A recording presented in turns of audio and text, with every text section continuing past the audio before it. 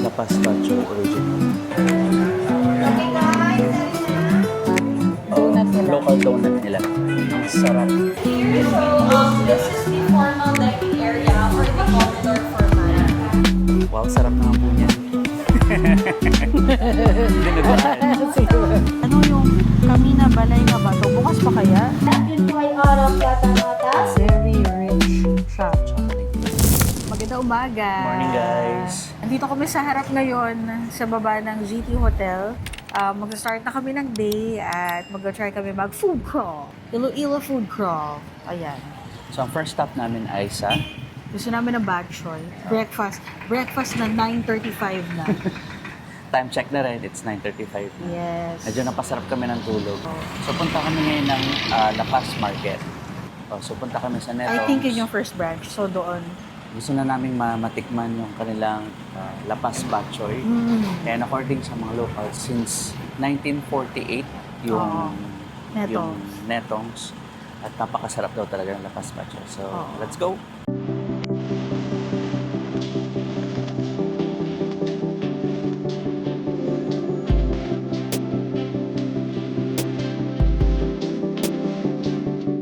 Ano sa'yo? Ako ay super. Maliit ka lang. Wala kang beef. Pork lang. Pork ka lang. Dalawang super po. Puto lang. Puto. Apo. Dalawa din. Dalawa. Salamat po. Ito na. Ang bilis. Okay na. Thank you po. By the way, inabot kami ng ulan. Pero okay lang. Malapit lang. Salamat po. La Paz Bok Choy original. Bibigay pala sila ng extra sabaw. Ano ka na? Nilalagyan pala talaga ng toyo. Ha? May toyo pala talaga. Tinatoyohan. Hindi ko sure actually hindi ko sure kung kailangan talaga or para sa iba siya. Yung in-order lang namin, nakigaya lang ako sa kanya. Gusto ko sana i-try yung may beef pero sabi nga niya, madami pa kaming pupuntahan bilang crawl siya. So, kailangan namin i-taste. Gusto namin ma-experience yung as much as possible lahat ng pagkain nila dito. Para magandang gastronomical adventure. Tapos may puto, tigisa kami. Okay, let's taste the broth. Actually, kahit hindi na pala kailangan ng toyo. Ano siya, ito yung first niya. Ay, nakatikim ka pala ng parang sample dun sa TEDS, no? Pero maliit lang. Ito talaga.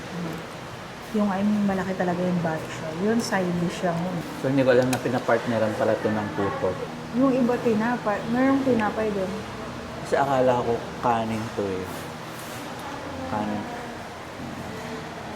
See? Puto.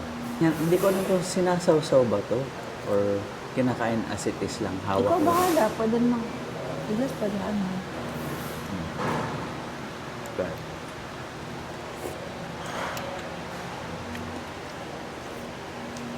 ano ko.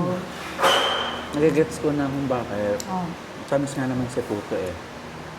And then, yung savory broth, tsaka yung noodles, nalilift niya yung lasa ng nakakat niya ng tamil. Hindi ko siya tapos. Ang napansin ko dito sa Netong, yung nila. Kasi yung sa Manila, merong TEDS. So, yun yung alam ko lagi. Tsaka yung parang base sa Bacolod City na nasabi. Pero ito napansin ko, yung sabaw nila. Lasang-lasang yung garlic. Oo. Masarap yung pancit Mickey nila. Mickey nga, di ba? Hindi ko alam kung dito meron. Pero sa iba, nakita ko merong version na meron din daw may bihon. Meron siyang mga pork strips. Kasing. Pakita mo sa kami magnetong Bok Choy at ang next ay meron ditong coffee lover. Coffee lover ka? Yes! I Ayan love siya. coffee. Siya nagkakape siya. So, sabi ko sa kanya, hanapin namin ang original din I guess na Madge's Cafe. But before that, papakita ko lang bilang Ito yung market nila. ito yung sa likod. Ito yung Linis ng market. market nila, no? Ang linis ng market. Kaya nga Ganda, liwanag. Ito yung market nila. Pero parang sa hapon, meron din dito. I believe or sa gabi. Yan, nakita ko ang saging, mamaya mapapasakin sila. Ganda na lang market.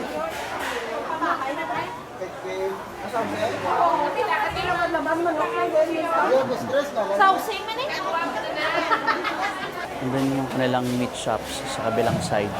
Meron pa pala to sa taas. Sarado ba siya o bukas? Parang sarado, no? Ay, hindi. Yung pala, bukas. Ito yung taas na part ng market. Uy, di mo naman sinabi. Ano? May pwesto ko pala dito. Nix. At sa taas nyo, sinin. Magkape Match muna. cafe. Happy siya. Happy ka, Madge? Yes. So, after namin mag-breakfast, mag-washing kami ng kape. Ayan. Tanong natin, hindi ko sure if ito yung original. Ito na. Morning po. This is our first time in Madge Cafe but we already felt so at home na parang nagkape at merienda lang kami sa friendly neighbor namin. Alam nyo ba na they have personalized coffee mugs for their local patrons? Regulars are served coffee in their own mugs which they keep dito sa kanilang coffee station. Now that's service. No wonder more than 8 years na sila because of their love for their customers. Ganda ng place nila, oh. And this is since 1940. Kung makikita mo. Sarap ng coffee nila. Ang in-order ko yung strong, but with milk. Ang linamnam niya. Tapos nag-order din kami ng Betchokol. Ano daw to? Yung donut. Donut nila. local donut nila. Ang sarap. Tinose nila. Tapos, lasa mo yung may butter, ano? Lasa mo yung butter. Pero kasi, sa Batangas, talagang dinidip namin ko sa coffee. Ano ba? I-dip ko rin kaya dito. Just packet. At hindi ako nagkakape. Chocolate. Ice circle. Si Madge Cafe, parang i-rate ko rin siya ng 10. Kasi siguro bias ako kasi mahilig ako sa kape. Tapos nagustuhan ko yung kape nila. Tapos ang ganda pa ng ambience. Turista feels. Kasi ang daming tao, tinan niyo.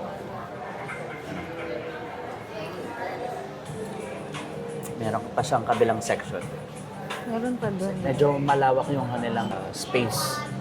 Tapos meron din dito sa loob. Ito yung bungad. Sa second floor to nung kanilang public market, no? May ano rin pala, hindi lang mga coffee or snack. Meron din sila yung rice, no? Yung parang breakfast. Kasi nakita ko, may meals din sila. Order. Siyempre, hindi na kami nag-rice kasi unang-una naglapas batchoy na kami. Nag-batchoy na kasi kanina. Medyo a bit heavier yung Feeling puto. siya. Ladies Bakery muna. Let's check it out. Thank you po.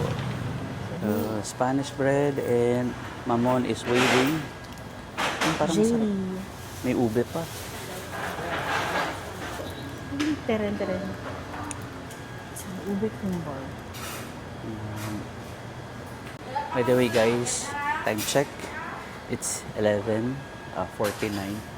So tapos na kami doon sa Madge Coffee. So lumiban lang kami just Napatawid across kami. is the JD Bakery. Ang dami silang tindang mga pastries like donuts, brownies, tsaka mga mamon. Parang ang sasarap, parang mamoist nung kanilang mga brownies, oh. Kaya Parang ang sarap, oh. Ito, chocolate chewies. Chewy.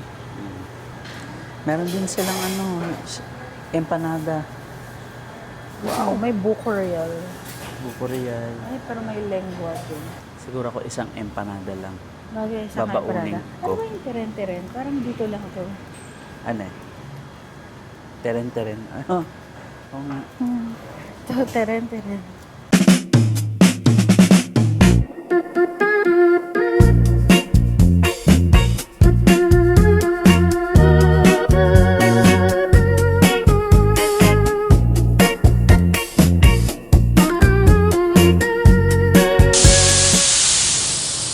Habang hinahanap namin, ang una namin dapat pupuntahan is Casa Marikit. Ito muna, napadaan kami dito. Nadaanan kasi namin itong Oo. Agatona Agatona 1927 Museum Cafe. Calandoni Montinola Ancestral Home.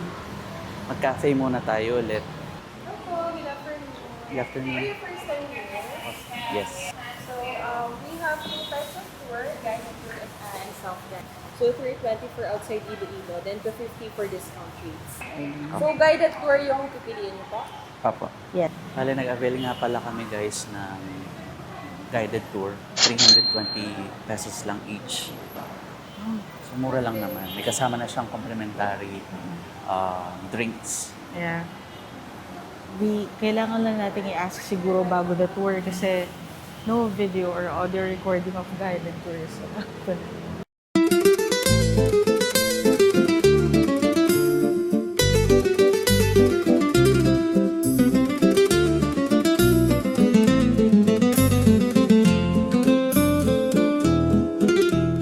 Po hanggang sa pag-uwi nyo, nakatitig pa din sa... Oh my gosh. So, ito po ay ginawa ni Romeo Borja Enriquez po noong... Yung sa kabilang panahon po, that is Ma'am Cecilia, the wife of Sir Carlos. And above, that is Don Fausto. Bali brother po siya ni Don Roberto. Tito niya. And there po, so that is Sir Carlos when he was old. And also, he was awarded the same medal. And here, so this is the room of Doña Agatona. And she purposely built this room to be located beside the altar. So kapag inupan niya po yung door, nakalip na po siya sa altar. I see. Then, nung namatay po si Doña Agatona, naging home office po ito ni Sir Carlos and Ma'am Cecilia Halata. So, bali po, every morning, kapag pupunta po siya sa church, so different rosary po yung ginagamit. Ay, ganun. And also, ito din po yung binigay sa kanya ng kanyang kaibigan and family. So it's a form like accessory nila nung Yes araw. po, araw-araw. This is the centerpiece of the house. So, what makes it special is the papal bull on each side po niyan. So, yung papal bull po, so that is the public decree letter na binigay po ni Pope Pius XII kay Doña Agatona, permitting po na mag-celebrate ng Holy Mass inside Dito. his residence. So meron silang approval from the Pope in Yes, from Vatican. the Vatican po. Para Influential mag-ano. By talaga yung Pope family Pius nila. XII. Kilala sila ni Pope Pius XII. Oo. Ang gaganda rin po ng mga plates, Kaya no? nga Talagang... yung mga kitchenwares nila. Wow, sarap naman po niyan. Dinuguan. So now, let's just see what's the formal Ay, cafe, oh. here. So, this is the formal dining area or the corridor for man. So, bali, this is the 18 seaters po. And nung time ni Doña Agatona, only the member of the church lang ang pwedeng mag-dine dito. So, bali, makikita niyo po siya. Original setup po siya. Ganyan po talaga So, yun. ganyan po yung setup po nila. Sabihin nila nila, Doña, or dito po, dito din po dumadaan dati yung mga tinatawag po nilang mga ano po sa gilid. Like mga tawag doon. Yung servers. Mga servers. Mga servers. So, sa mga ano sa gilid. Okay, so this is our cafe po. So magpapair ko na po tayo. Oo nga.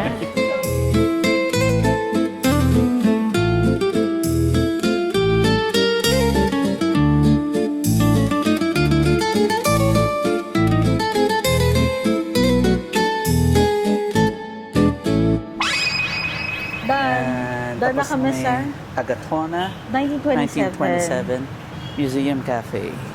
Ang ganda ng experience, no? Oo. Ano sila, noble family. Tsaka ang bait nila, nagpapa-feeding program sila.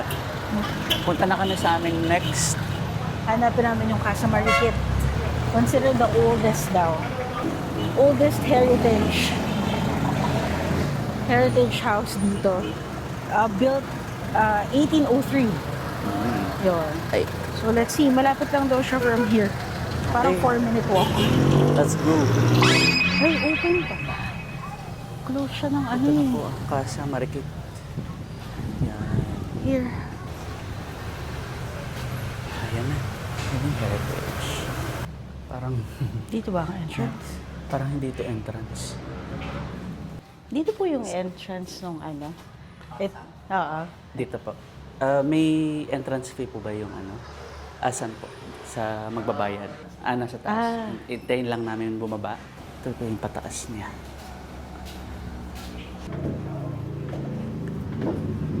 Bale, umakit lang kami. Ayun, may tao dun. Gusto po, ano po sa tingin nyo, babae lalaki? Babae po. Hindi po yung babae, sa daddy ka lang tingin eh.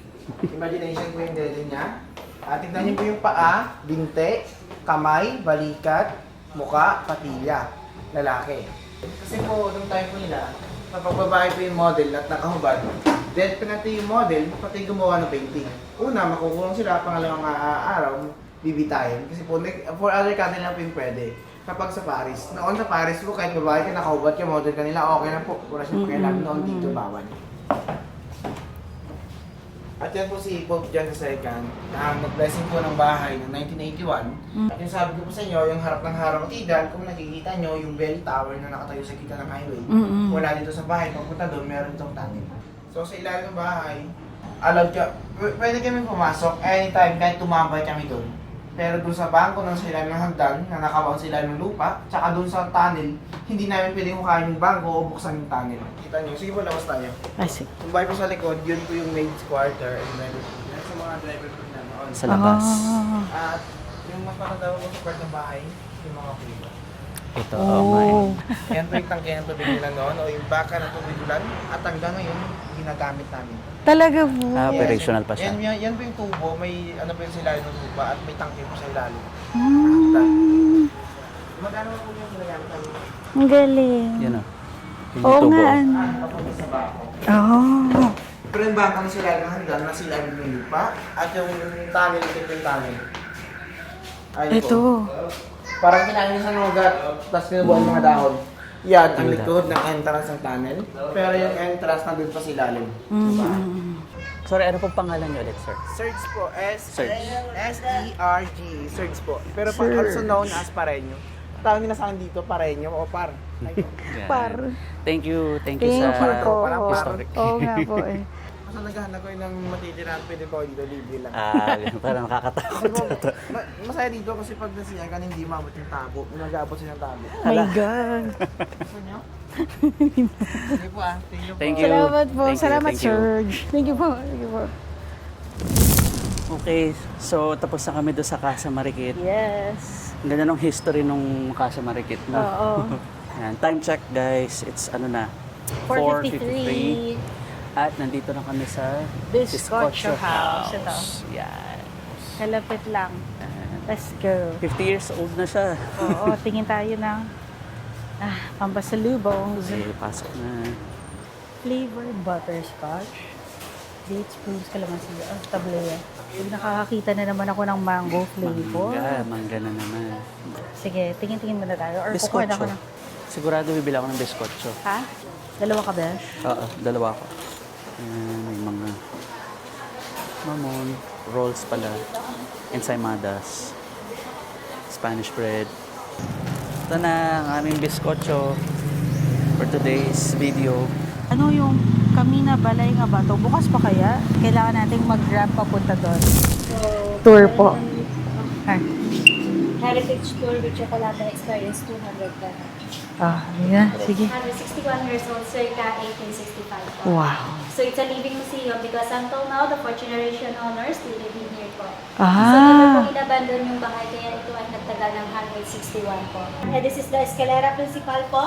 So ito po ay naka 46 degrees po in 16 steps.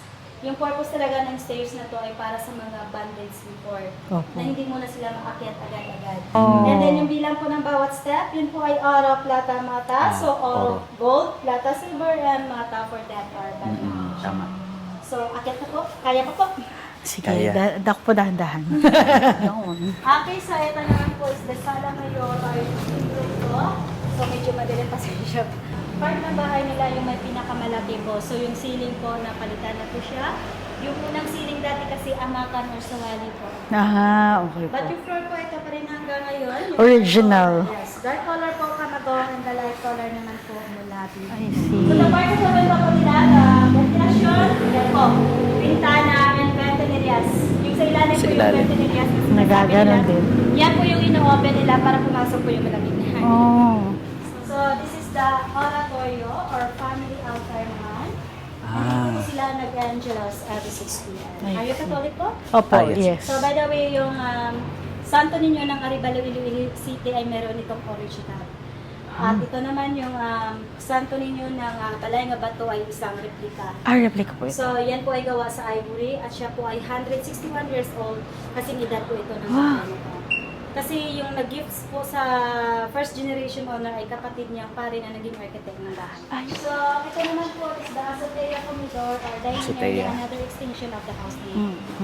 So, but yung mga materials na ginamit kasi is parang galing sa mga lumang bahay din po. Ay, So, by the way, yung chocolate din po with refill po siya. So, just ring your bell lang if you want to refill.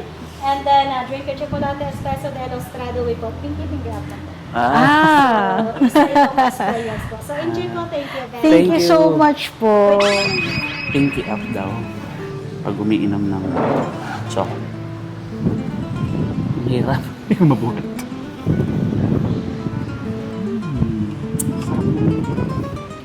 Cheers. Ininom na niya. Cheers. Ang sarap ng tsokolate. So kung mapansin nyo guys, yung vlog namin, yung team na vlog namin for today, not only food, pero yung history ng Iloilo. Common nila, no, yung parang bahay kubo, yung old houses noon talaga, Spanish colonization. Halos may pare-pareho silang style. Yung hagdan muna sa baba, na wide yung hagdan. Tapos Bakit? quite steep, no? Steep. Kasi dun din sa Sa Marikit.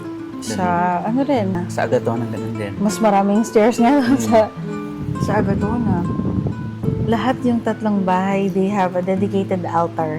Pero ito, separated siya doon sa dalawa kasi dito nakatira yung pang ilang generation na ba siya? Fourth generation. So, hindi naiwan tong bahay na to. So, mas na-preserve talaga lahat. Gamit. Biruin niyo guys, 161 years. Ang sarap ng baterol. Ano ko Very rich siya. chocolate. Ano pala guys, kasama to sa tour. So it's 200 pesos. Then with free butterroll. Oo. And refillable siya. Tama. If you want more, you can ask. You just have to ring the bell kung gusto niya mag-refill. Yung dining area nila, composed of movable walls kasi covered lang siya ng kapis na mga windows. Pati yung sa likod, kita niyo meron siyang malaking window na kitang-kita yung labas. So, mas nakaka-relax. So kung humid, bubuksan lang nila yung mga bintana hanggang baba. Kasi yung pati yung baba, nabubuksan yan for May tawag added dun, ventilation. Guys, it's dinner time. At nandito kami sa Tatoy's. Tatoy, sa Atria. Ang dami nilang choices.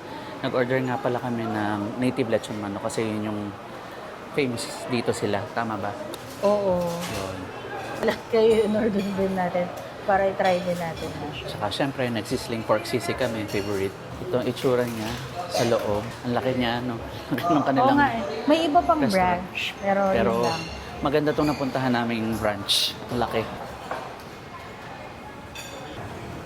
Wow! Ang luto. Yun. Salamat po. Thank you.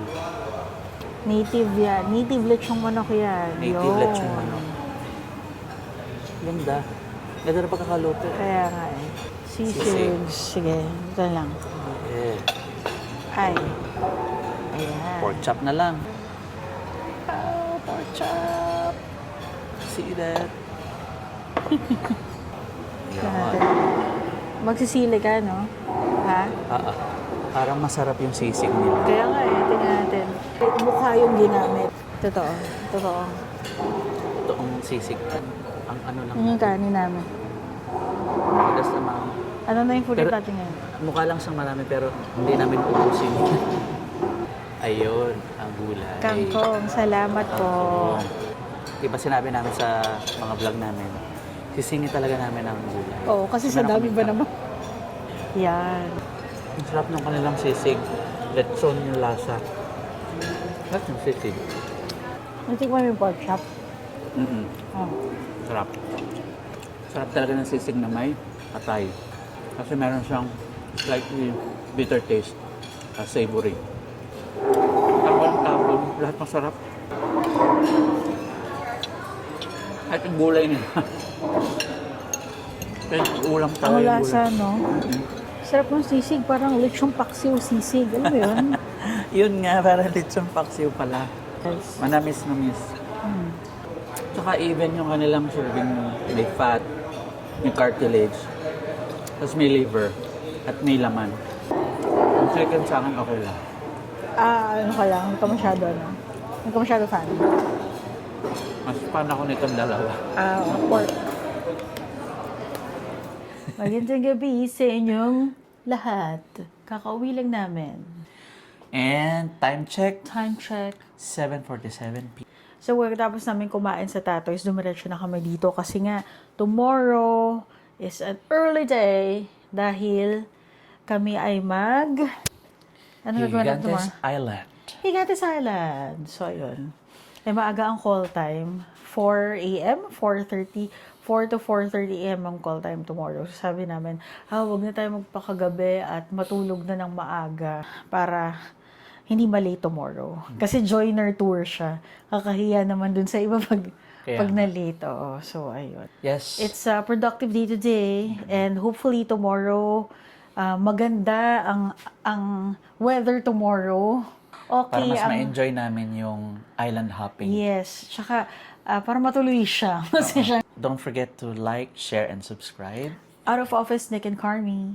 And comment na rin. Salamat ulit. Good night.